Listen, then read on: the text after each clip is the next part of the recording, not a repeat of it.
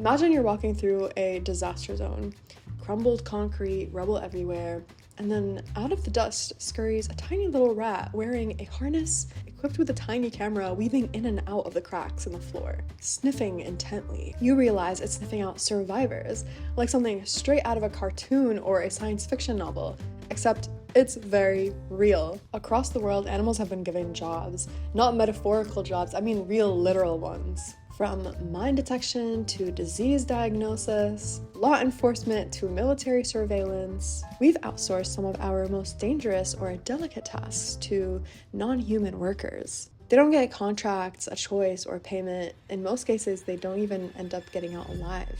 Welcome to part 3 of the series on how humans use animals in the name of beauty, innovation, and progress. In part 1, we explored how artists turn animals into materials and symbols. In part 2, we examined how science and engineering copies their biology to create world-building technologies. And now, in this final chapter, we're talking about bio-utilization, where we stop mimicking and being inspired by animals and start using them directly, not as metaphors or muses, but as literal tools. Let's begin with a rat that probably works harder than any of us.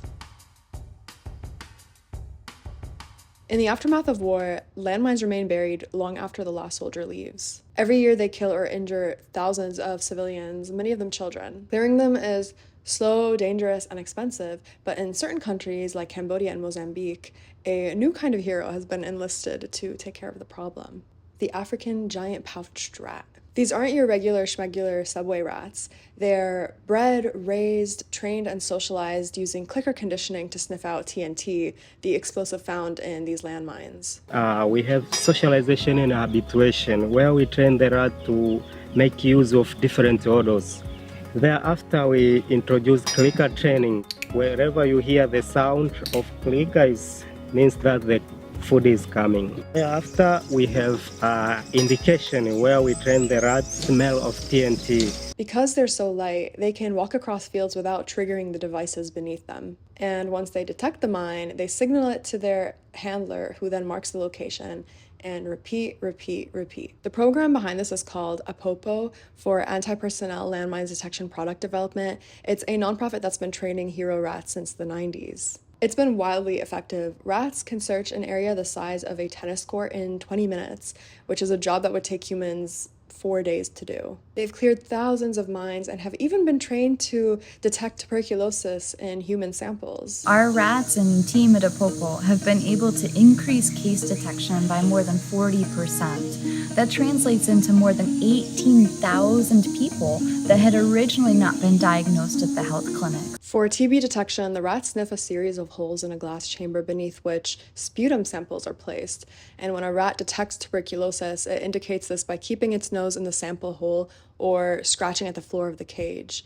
The program began in Tanzania in 2007, double-checking samples sent in from 4 government clinics. Then by 2016, over 1,000 samples were being sent in from 24 clinics. Mozambique joined the program in 2013. Their key advantage is speed. One trained rat can evaluate 40 samples in just 7 minutes, which is something that would take a lab technician a whole day to complete. In 2015 alone, the rats screened more than 40,000 sputum samples. They're fast, accurate, cheap to train, and more resilient to tropical diseases than dogs. They save lives, and unlike most animals in the industry, they're treated with a surprising amount of care. They work in short sessions, get regular enrichment, and if a rat doesn't want to train that day, the trainer shrugs and lets them hang out. One famous rat, Magawa, received a medal for bravery before retiring in 2021.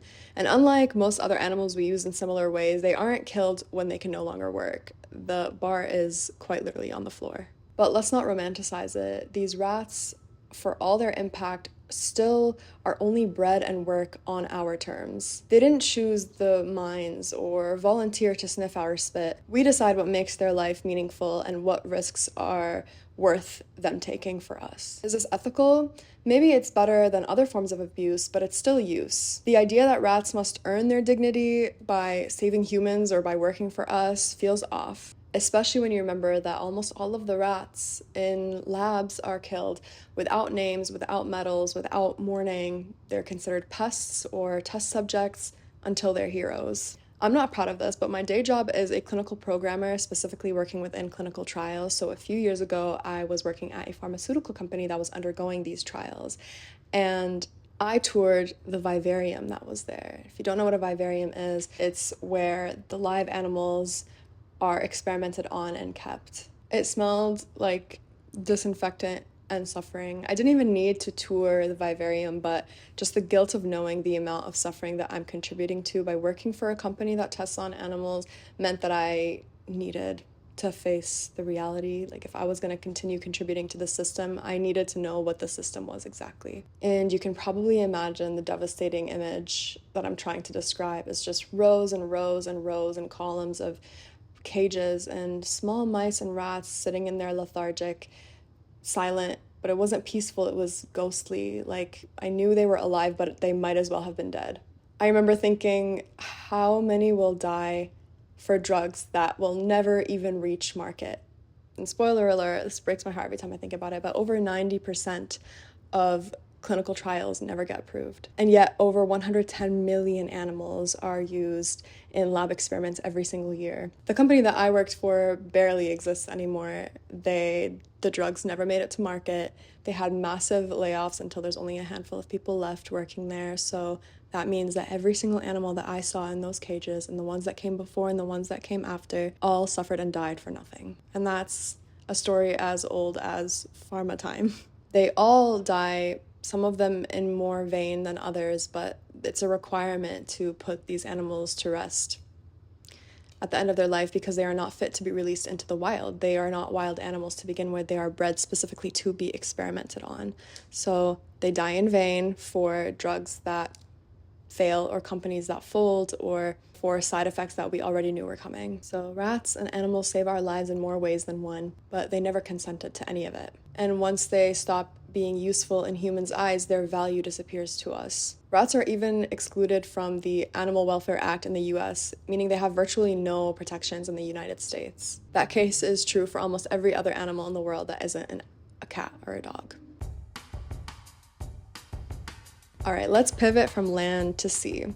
In the early 1960s, during the Cold War, the US Navy began researching a new and bold idea. What if dolphins could become soldiers? Not with little helmets this time, that would be far too cute, but with sonar. Dolphins have echolocation systems that are far more advanced than any of the tech that we've built. They can detect underwater mines, locate enemy divers, patrol harbors, retrieve objects from the ocean floor, and even attach markers to intruders, all with the level of speed and precision that humans and machines struggle to match. So we trained them. The Navy Marine Mammal Program was born. Sea lions were added to the roster too, used to recover equipment and guard perimeters. During the Iraq War in 2003, dolphins were deployed to clear mines from the port of Qasr. That program still exists today, just a few miles from where I live in San Diego, where 77 bottlenose dolphins and 47 California sea lions are housed and trained for national defense purposes. The 1986 amendment to the Marine Mammal Protection Act made it legal for the Navy to capture dolphins and sea lions for these operations. When the Cold War ended, funding for these programs shrank and training facilities shut down. But instead of releasing the animals, the Navy tried to offer them to marine parks, who mostly said no, so they ended up just staying in captivity. Most recently, in 2022, the Navy floated plans to phase out the program in favor of autonomous underwater drones. But each time, Congress blocked the effort, stating that no current tech matches the detect-to-engage reflex of trained marine mammals. In 2023, Congress even passed a provision prohibiting any funding cuts to the program until the Navy can prove that technology can replace it. They granted a $40 million budget to cover animal care, mission operation costs, and a workforce of over 300 people. And the US is not alone on this. Russia and other countries also train marine mammals. A beluga whale wearing a harness labeled St. Petersburg was spotted off the coast of Norway. Nicknamed Vladimir, he was so socialized to humans that experts believed he escaped from a Russian military facility and couldn't survive alone. These animals are kept in small sea pens and flown across the globe, which is known to cause them distress. Some go missing during the missions, and others die in training. Dolphins are among the most intelligent, social, and emotionally complex beings on this planet. In the wild, they're known to swim over 60 miles a day and form friendships, mourn their dead, and even give each other names. In captivity, they circle the same chlorinated tanks again and again. After a life in captivity, they're unfit to be released back into the wild. Riley Freitas from International Marine Mammal Project tells us, back in 1992, Congress directed the Navy to spend $500,000 to develop procedures on how to release the dolphins back into the wild. The Navy concluded that there were so few dolphins suitable for release that it would be financially smarter to keep them with the program for the rest of their lives. In fact, in the early 1990s, the Navy gave up 3 of their dolphins to a private facility in Florida, which then released them, but the release was botched. 1 dolphin reappeared begging boaters for fish, and the other 2 were found dead from starvation. We reduce these brilliant animals to tools, and again, they never consented. Carrier pigeons, war horses, chemical messengers, dogs in bomb squads, elephants hauling logs, mice in cancer labs, silkworms in fashion, frogs in pregnancy tests, even snails for toxicity detection. The list of animals that have worked for us is long, and it just keeps growing. What does all of this have to say with humans and our relationship with animals?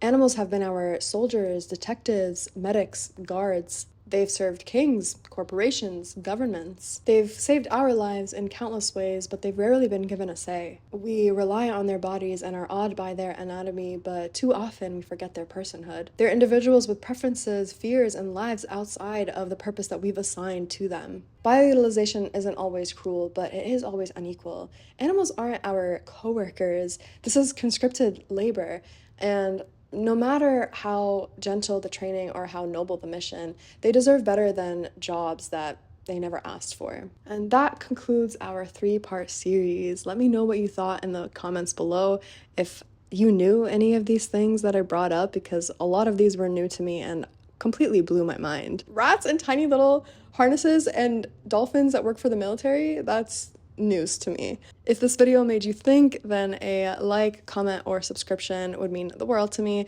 And if you'd like to support this channel, then a link to the Patreon is in the description below, where you can also join my monthly book club if that's up your alley. See you next time. Bye.